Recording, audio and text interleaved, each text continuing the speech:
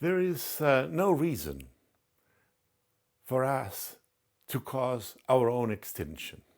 A few days ago, I saw an advertisement of a big dinosaur in the General Assembly of the United Nations speaking to the audience and saying, when we disappeared, dinosaurs, there was at least a meteorite that hit the Earth and produced external climate changes. But you people, says the dinosaur, have no reason to cause your own extinction. By increasing the amount of CO2 in the atmosphere, you will not be able to breathe. Now, who in the heavens is going to do a stop voluntarily to the mental, emotional, spiritual, and air pollution that we generate by not realizing that we are beings of light having a physical adventure? And this physical adventure is to be taken care, and it can only be taken care by the awakening of our own sense of being. That is also called our own spirituality. Then we can see that we exist, and so do the plants and the fish and the birds and the microbes and the viruses and the fungus, creating a complete network around the earth whose only purpose is survival, whose only purpose is to live.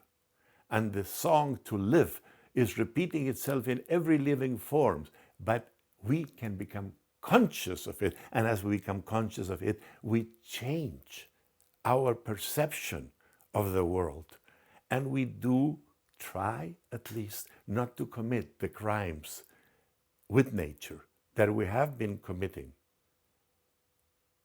and causing a global warming, a climate change, and maybe even our own extinction.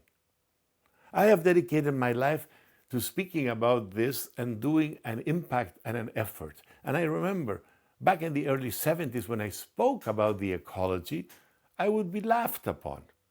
What is this guy thinking? That is a study that biologists do. But we have been caught up. It is a study that humans have to do in order to change our habits of self-destruction. Because in our self-destruction, as psychoanalysts would say, in our thanatic force, we might take life on earth down with us. And that is not fair. It is not fair for us. It is not fair for our loved ones. It is not fair for humanity. It is definitely not fair for all the forms of biodiversity which our conduct has been affecting. It is like COVID, invading and trying to predate nature. And that's what we have done, and we need to take full responsibility for it and stop it. Since we think that our society only functions in the way we have seen it since the Industrial Revolution, which is basically increase of toxicity in our air, we need to recall history and realize that throughout the years of the past, civilizations have also emerged and disappeared.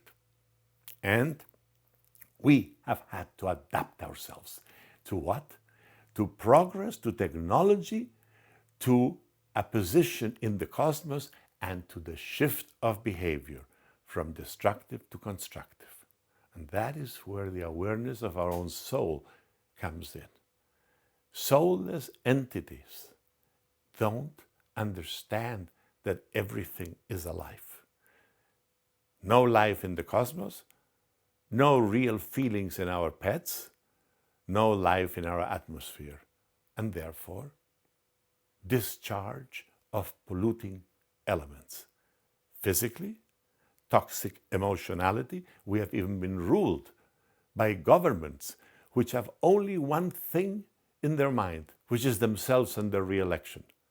And how stupid can we get not to understand that we can't sit on the branch of this tree while we are cutting it? We will fall.